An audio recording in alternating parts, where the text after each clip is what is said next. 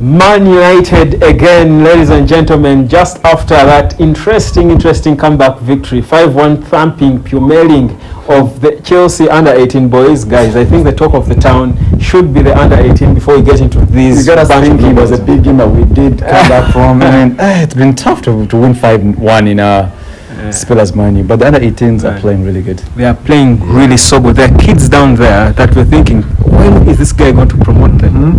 I mean, Chido Obi Martin, that's the guy everyone knows. But there's someone you discovered last night, the right back. Jaydan. Don't even know the kid, bro. The guy is so good. He had 2 assists, but that's far from what he did. He did a lot in that game. He played defensively, attacking wise, such a baller. The FA Youth Cup is usually a place where the guys come to play. Pogba came through the FA Youth Cup. Lingard came through the FA Youth Cup. The class of '92. The Nevilles, the Beckham. So it's a good place to start. And if they go on to win it, I feel big things for this team. Arsenal next. Chido reunion. Chido and Haven. I think he's going to destroy Arsenal. This guy was unplayable last season in the reserves. And if he scored a hat-trick last night, I think Arsenal are in trouble. Why on earth isn't Ruben Amorim promoting these kids? I think there's an age factor, registration and everything, one, but also two, you don't want to put them in the deep end too early sometimes, the team is struggling, the pressure can get to them, and they're used to winning in under 18, you can come up here, get the bad vibe of the locker room, and he just does this. And many times I've seen kids, they're incredible under 18, they come up these ends, whether it's Wilson, whether it's a guy called Fabian, Danny Welbeck, whether it's injury or consistency, we've seen people like Macheda, killers. But on the big stage, that consistent goal after goal after goal. Kobe is beginning to look like so as well, struggling a bit lately. I think Kobe, it's the lack of rest. I mean, when you go back to his injury at the summer, 2 years ago in America, he got back in October last year. It's been non-stop in England at the Euros, got back, didn't have a preseason, went straight back into the team, a very terrible team, had to save for Casemiro, playing different positions. Eventually at that age, you get what they call second season burnout.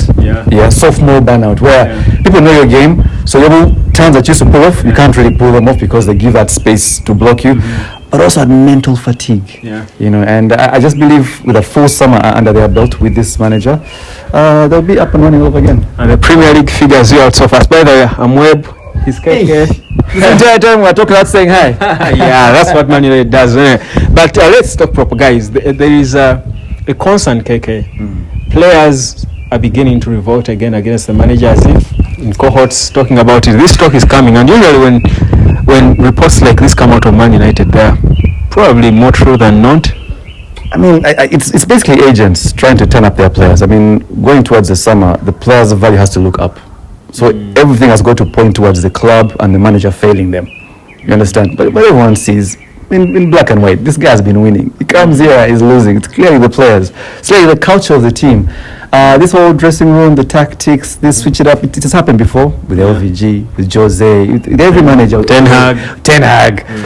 It's nothing new. The press like to put things there to incite some violence.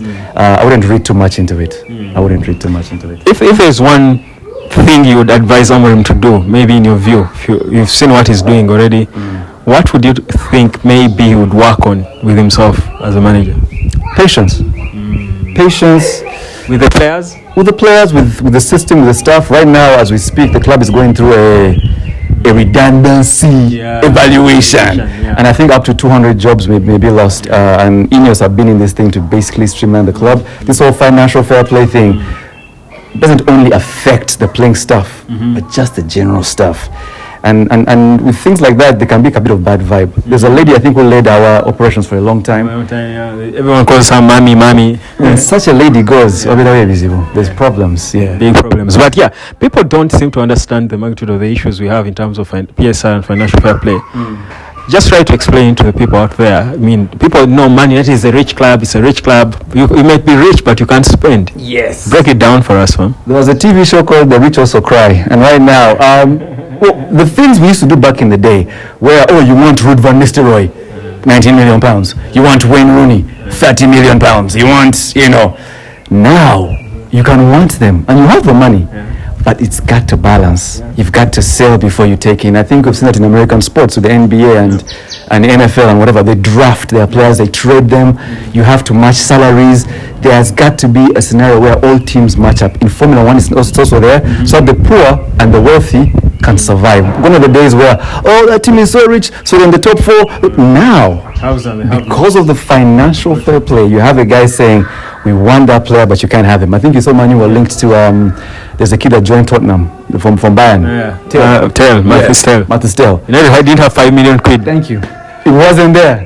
For them to bring in that to let go of Garnacho, Mino, and that's right now the reality of everything. You can't bring in what you want until you let go. To receive, you gotta give. And sometimes people don't want what we have. Our players have terrible contracts.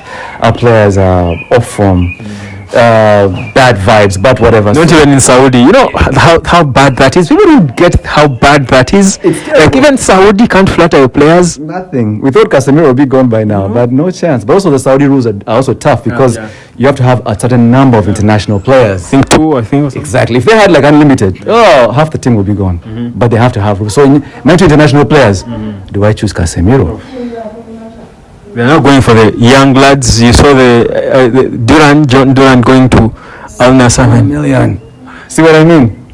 So when they choose their 1-2 guys, it's gotta be special, not Manu reject. So we're stuck with many guys, and unless it's a loan move or sit on the bench for some time or run out your contract, a bit like Luke Shaw, it's gonna be hard to let go of some of our dead weight.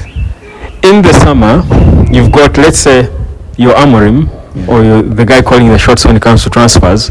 You've got I don't even know, Sir Jim himself probably, but you've got 50 million quid to spend. Do you buy a wing back or do you buy someone to play next to Ugarte? If I had 50 million, or a striker, I'd buy goals. To score which goals? Who's going to get the balls to them? The ball doesn't get there, Keke. It hardly does, but again, we don't have guys who score that many goals again. You know, we don't have that proven guy. We are flattered with the guys we have are starving, no chances. Absolutely, but with Chido Obi-Martin, Rasmus, and Joshua Zirkzee, I'd probably add one more guy, not a big name signer, just a guy, just a guy for cover. Because I think, just like men, these gentlemen are going to get to a point where they'll start banging the goals. The guy we are so in love with, Victor Gyökeres, that guy is 27. He's earned his way to where he is right now. He played for Coventry, he was a big crap. He had to move to Sporting to find his feet. And eventually, like a man, your best years will come, you get to 24, 25, 26. Those are the best years. Those guys we're talking about, Zirkzee, Rasmus, and Chido, are not even 23. So what does that tell you? Give these kids time, give them a summer of proper training, get into the because the manager, and I've seen the stats, Rasmus plays like Gyökeres, just like Gyökeres plays in a better team than Rasmus. So give Rasmus time. And that's why I say instead of buying a striker, I would buy a midfielder, because the ball doesn't move, and I feel like Bruno is too deep, and he's the only guy who carries the ball. I feel like he needs to be released to go back in 10 probably, and have someone else who can get the ball to him, so that he focuses more, because next to Ugarte, Bruno has to play there now because of the guys we have. Is the only one who can carry the ball and make the team play. But then, where do you put Collier? On the bench. Where do you put Collier? Wow. I thank God I'm not Amorim. You see what I mean? Because many of our rivals, you see Arsenal, you see Brighton, they have youth in their ranks.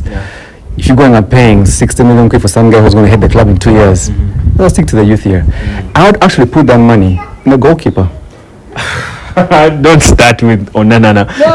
You're also giving up on Onana, KK? I'm not giving up on Andre. I'd put him on the bench maybe, but I would just go for a safe. India has stepped up his game. You see what Van der Sar did for us when he came to our team. You know, just get that guy who is just confident, a talker. I think Onana, from that preseason where he was berating Mr. Maguire, I think from that moment we kind of thought, but you don't know, shame the captain, man.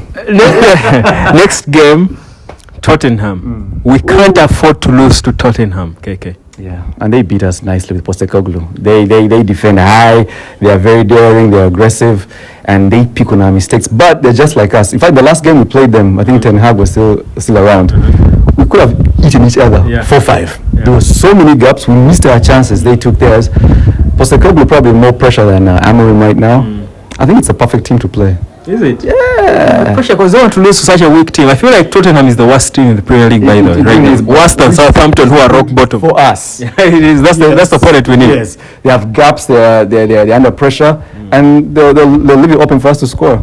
You don't want a team that's going to come and you're not sure of. Yeah. Tottenham, you want Tottenham. Tottenham, guys. When I start talking Man U with KK, I don't stop. So day. So guys, catch you later. Subscribe.